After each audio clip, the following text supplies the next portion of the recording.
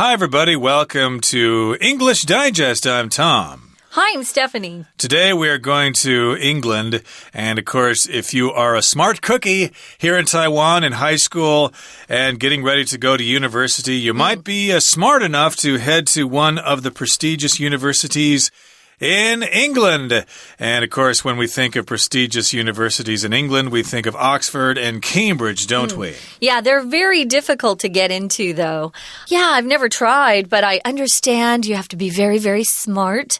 And I think they have tests, but I'm not sure, tests to get in. But it is very difficult to go to Oxford and Cambridge. I've been to both of these universities. They are gorgeous. They look like castles. And I always thought, oh, wouldn't it be fun to go to school in a castle? They're very, very old buildings because they were established hundreds of years ago. We're going to be talking about a boat race that these two schools engage in. They have a big rivalry. They both want to win, and whoever wins gets bragging rights. We talk about bragging rights when a team wins, or maybe you beat someone in your family, and for the next year you get to say, I beat you, I'm the best. Those are bragging rights. That's what they are indeed. So let's talk about this boat race. And this is kind of interesting because this sounds similar to dragon boat races. Cool. Which, of course, go on in Taiwan and China and Singapore and other places with lots of Chinese people. Maybe around this time of year. I don't know when Dragon Boat Festival is, but let's talk about this rowing race between rival schools in England right now. Let's read through the entire contents of our lesson for today, and we'll be right back.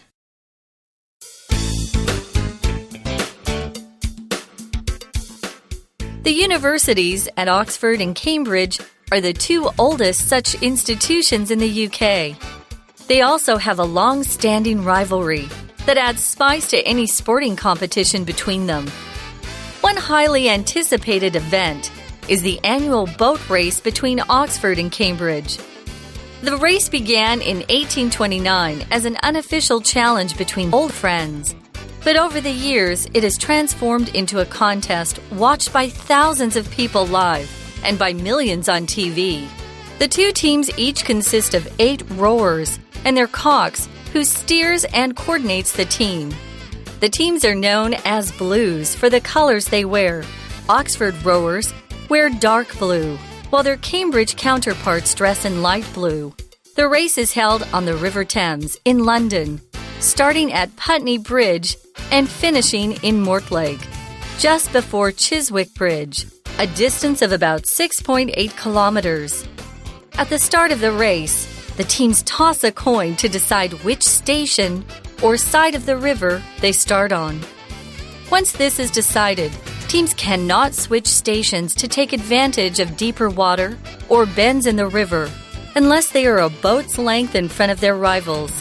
The race is umpired by a group of former Blues, whose main job is to keep teams on their own racing line and prevent their oars from clashing. At the end of 2016, Cambridge led Oxford by 82 races to 79. Winning the boat race is a true expression of teamwork.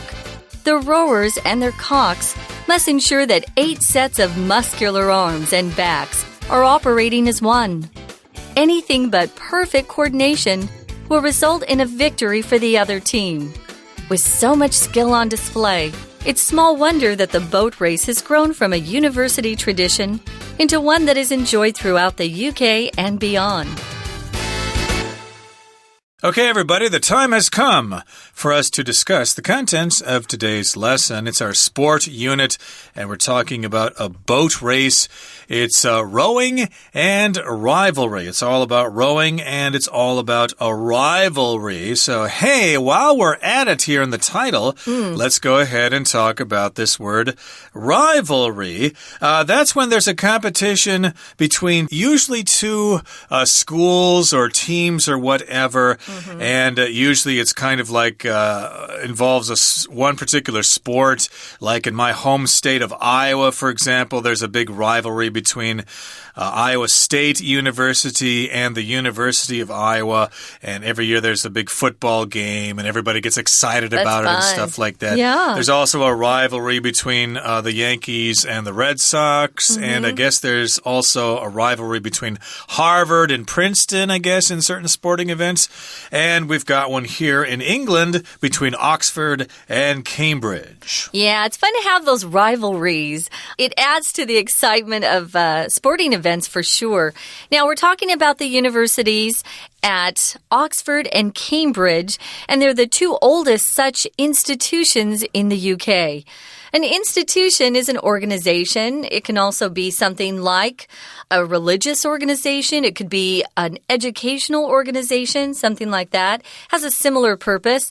Now, when you add that word such institutions, you're talking about institutions that have something to do with education. So they're probably the oldest schools in the UK, especially universities. Exactly. You could also say they're the two oldest institutions like this.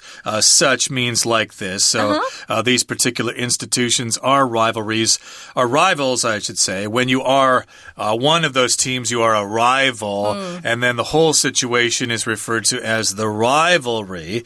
There's a rivalry going on for Mary's hand. Both Bob loves her and John loves her. So Bob and John are rivals for Mary's hand in marriage, for example. So we've got a rivalry between Cambridge and Oxford here, and they also have a long-standing rivalry that adds spice to any sporting competition between them. So they've got, I guess, this rivalry in terms of the educational quality, I guess, of going there, but also in terms of a sporting competition or a sporting event.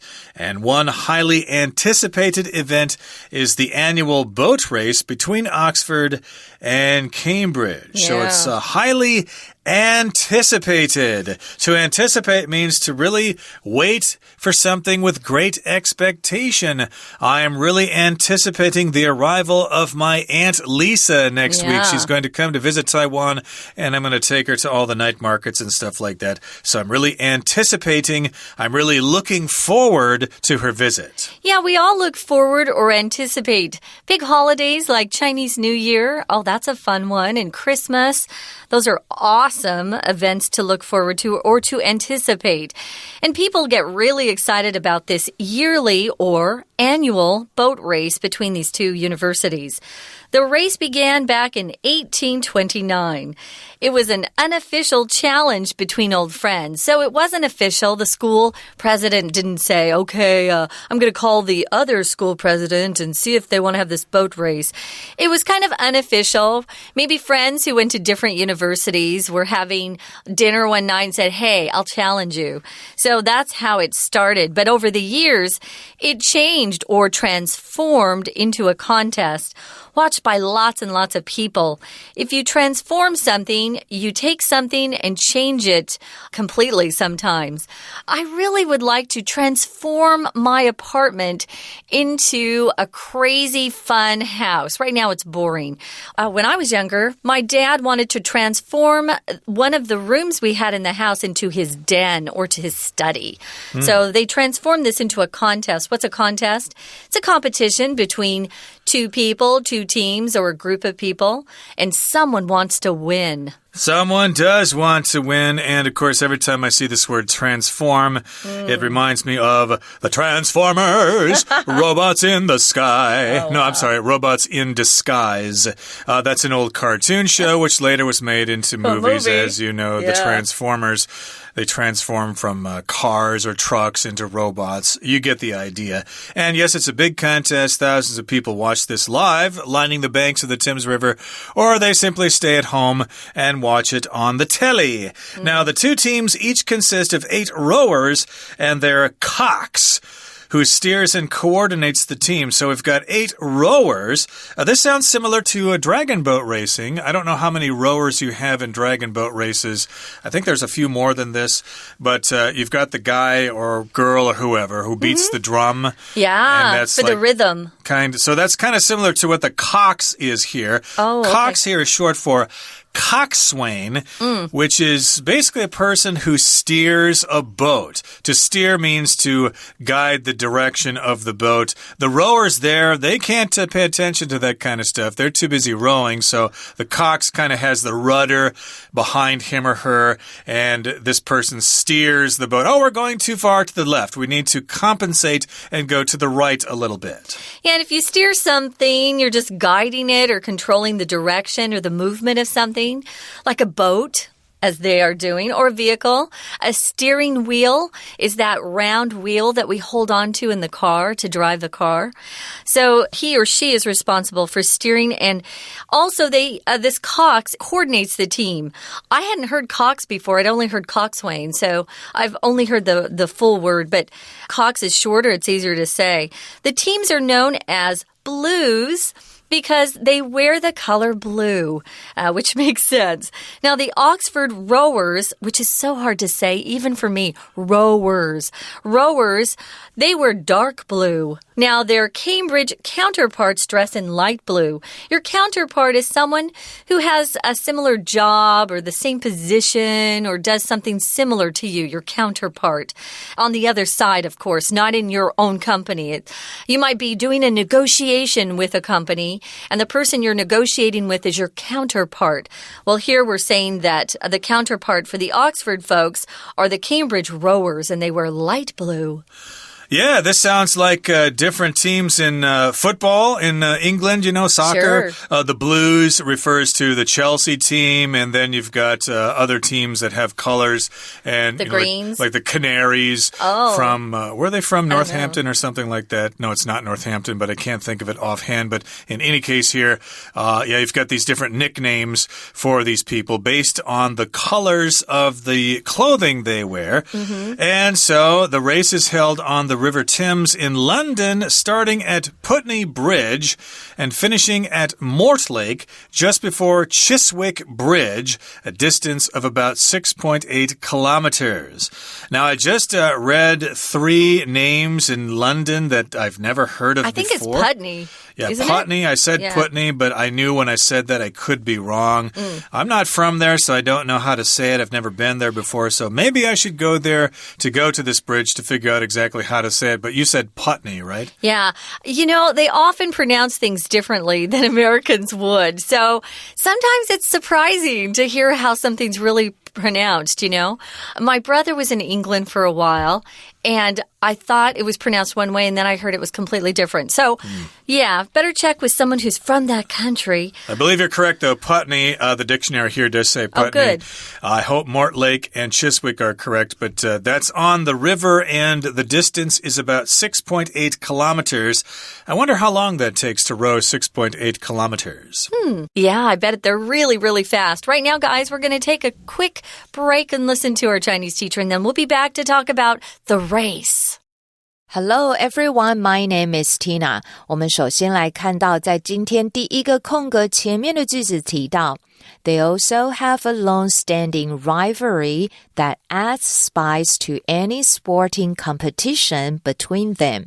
在这里提到的是牛津跟剑桥2所古老大学呢，他们长久以来的竞争关系。那么在这里的关键字就是前面提到的 sporting competition， 运动的比赛，延续这样子。而在第一个空格后面又提到 the race， 所以呢搭配句意。第一题我们可以选择 sentence A。A 句里面提到 One highly anticipated event is the annual boat race between Oxford and Cambridge. 在这里就提到了呢，大家众所瞩目的一个比赛项目就是牛津跟剑桥1年1度的赛艇。那么在这里就符合前面的 sporting competition 以及后面句子所提到的 the race. 所以第一题的标准答案就选择 A 选项。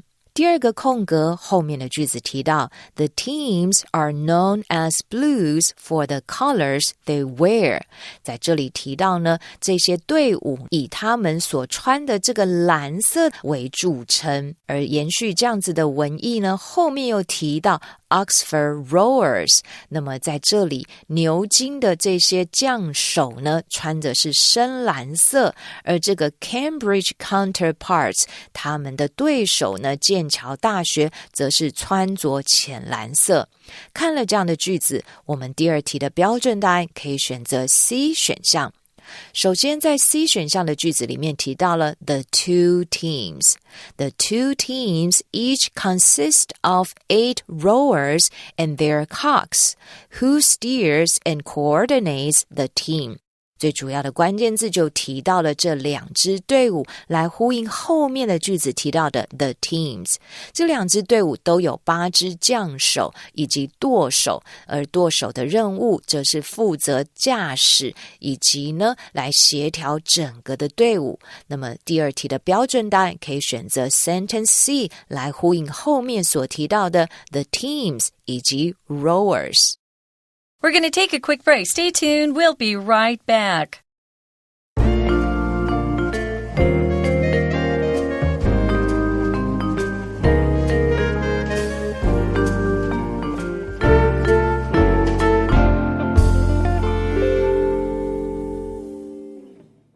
Okay, welcome back, everybody. We're talking about a rowing race between two rivals in England there, the teams from Oxford and Cambridge universities, and they have this annual boat race on the River Thames every year. And it's in April or so. That's what it is now. So I suppose this race is taking place pretty soon here. And we also talked about where they exactly row. They're on the River Thames in England. They go between a couple of bridges there, and the distance is 6.8 kilometers. Now, at the start of the race, at the beginning of the race, the teams toss a coin to decide which station or side of the river they start on. So here we've got the word station in quotation marks. This term is used only to describe this particular situation. In other places, station means something entirely different. Yeah. A gas station, for example, or a bus station or whatever. But in this particular case, it talks about their position or the side of the river they're rowing on, whether they're on the left or on the right. Now, once they toss the coin and they've decided which station or side of the river they start on, the teams cannot switch stations to take advantage of deeper water or the bends or the curves in the river unless they are a boat's length in front of their rivals. That's the rule. Now, if you take advantage of something, it means you use something to help yourself so that it benefits you. Maybe you're someone who wants to take advantage of all the end-of-year sales at the department store. I like to, because if you take advantage of those sales, it saves you some money. Well, here it just means even though it would help you if you maybe switched or went over to the other side because there's deeper water and it's easier, you can't unless you're a whole boat's length in front of your competitor. So you got to obey the rules. You can also take advantage of your education by studying hard and getting good grades and then having an opportunity to get a great job when you finally graduate. Yeah, take advantage of can also have a negative connotation, like to be used by someone. Hey, you took advantage of me just because I'm a child. You shouldn't do that. But in any case here, yes, sometimes I guess it's better to row through deeper water or to get close to the bank of the river when you're going through a bend in the river. The bend, of course, is where the river bends. Basically, it curves. And unless they are a boat's length in front of their rivals, then they have to maintain their position. Otherwise, if they're right next to each other, one has to be on the right, one has to be on the left, or they'll probably be disqualified. Now, the race is umpired by a group of former Blues whose main job is to keep teams on their own racing line and prevent their oars from clashing. To umpire here, usually that word is a noun. If you talk about the person who is watching the game to make sure everybody is doing what they're supposed to be doing, they're umpiring umpires in baseball. I think there are umpires in cricket as well. Again, these are people who make sure that the game is proceeding in a fair way. And so they make sure everybody's obeying the rules. They are the referees, basically. And these are former Blues, former people from Oxford, so I hope they're not biased here. But they keep the teams on their own racing line. Hey, you're supposed to be on the left, you're supposed to be on the right, stay where you're supposed to be. And they prevent the oars from clashing. To prevent means to stop something from happening. The oars are the things you're using to row with. And to clash, in this particular case, means to bump into each other. Most often the word clash refers to clothes that don't match, okay? If your top is plaid and then your pants are polka dot or something in a weird color, then they're going to clash. They don't go good together. Although in today's fashion, they're putting a lot of different prints together, so True. Maybe you can get away with it. Colors sometimes don't go together very well, like hot pink and orange. Although I've seen that too, so who knows? Never know. You can also maybe have a clash, a violent clash between, two different armies or two different countries where they fight. So a clash can be pretty violent too. Here it just means they don't want to run into each other. At the end of 2016, Cambridge led Oxford, by 82 races to 79. Very close. I'm actually shocked they're that close. Yeah. So they're pretty evenly matched, you could say. Now, in the last paragraph, it says, winning the boat race is a true expression of teamwork. You really can't do this alone. I think the difficulty of rowing a boat is just getting the oars in sync so that they are in this rhythm and they can row together because it's not easy. I think that's why they have the drum, right? To get the rhythm, the beat of the rowing. Well, that's for dragon boat races. I don't know what a cox or coxswain will do to get the rowers to work in sync. But the rowers and their cox must ensure that 8 sets of muscular arms and backs are operating as one. So if one person is not keeping up or one person is getting a little bit ahead of the rhythm, then that might spoil their team effort and they'll lose precious seconds and the other team might just slip ahead of them. It's true.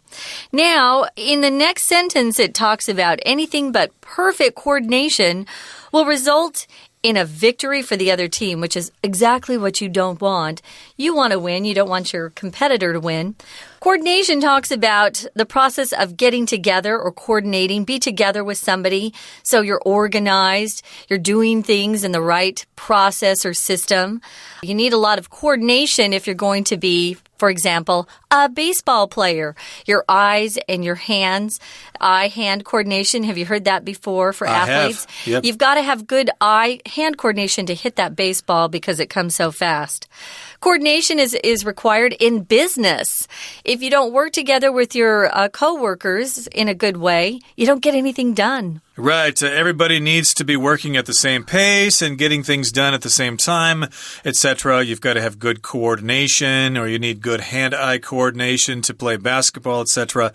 And so perfect coordination will result in a victory for the other team if you don't have that perfect coordination. That will be the result. It will result in victory. That means the other team will win and you will lose. Yeah. So you've got to have perfect coordination all the time. So with so much skill on display, it's small wonder that the boat race has grown from a university tradition into one that is enjoyed throughout the UK and beyond. When they first started, long, long ago, it was just, those groups of friends that were kind of watching what was going on, that were engaged in this, participating. But now, because of TV, I think primarily, and the internet, people are engaged in watching this all around the world. Because there are a lot of Brits who have also, immigrated to other countries. But I think it's fun to watch. They're really cute guys, so I think it's wonderful viewing. Remember, there's a lot of muscles on display. If something's on display, guys, it just means you can see it. Yeah, I suppose men and women watch this for different reasons. Men are probably watching it to learn about competition and how to get ahead in the business world, while the girls are watching it for those big muscles. Ooh la la, hubba hubba, I wish I could meet that guy sometime. So with so much skill on display, it's small wonder, as you said, that this boat race has grown from just a small little university tradition to this big event that people enjoy on TV, and they enjoy it live as well. So, hey, if you got the chance, tune in to this boat race and see who wins. Okay, everybody, we're going to take a break now and listen one more time to our Chinese teacher. 第三个空格，我们来看一下后面句子提到 Once this is decided, teams cannot switch stations to take advantage of deeper water or bends in the river.一旦呢被决定了，那么队伍就不可以转换到哪一个岗位，或者是呢来这样子的优势。那么到底什么被决定呢？我们第三题可以选择 Sentence E， 在 Sentence E 里面提到 At the start of the race, the teams toss a coin to decide which station or side of the river they start on.原来啊，在赛艇的一刚开始呢，队伍就要丢铜板来决定他们要从哪一个河岸，也就是哪一个岗位 station 来开始。所以搭配文意，后面提到一旦这个决定了，就不可以改变。所以第三题答案我们就选择一选项。第四个空格后面的句子提到 The rowers and their cogs must ensure that 8 sets of muscular arms and backs are operating as one. 在这里的重点提到的就是 operating as one. 大家呢都要同心协力的呢，要有一致性，而这样子就呼应前面呢，我们可以选择 F 选项。Sentence F 提到 Winning the boat race is a true expression of teamwork. 想要展现出团队呢，就必须大家的协调要一致，才有可能会获得赛艇的比赛。所以搭配文意后面提到大家要一致性协调，展现团队合作能力。第四题的标准答案就选择 F 选项。Anything but perfect coordination would result in a victory for the other team.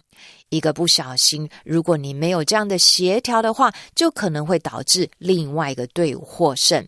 第五题，我们就可以选择 B 选项。With so much skill on display, it's small wonder that the boat race has grown from a university tradition into one that is enjoyed throughout the UK and beyond. 这个句子很长，提到 with so much skill on display.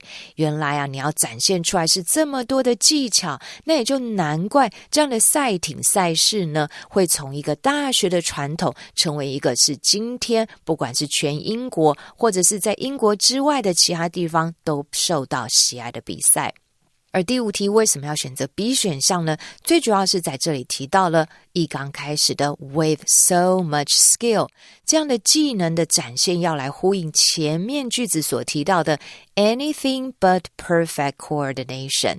在这里的 anything but 解释成为单单除了什么什么之外，也就除了要有完美的协调性之外呢，不然你就可能导致另外一队的胜利，所以你所需要展现出来的是 so much skill。OK， 所以第五题搭配前面的句子，标准答案就选择 B 选项。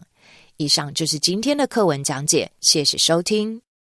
That's it for today. Thank you for joining us, everybody. And make sure you join us again next time for another edition of our program. And if you missed this boat race on TV, you still have a chance to see something similar, the Dragon Boat Races, which will be happening next month. From all of us here at English Digest, I'm Tom. I'm Stephanie. Goodbye. Bye.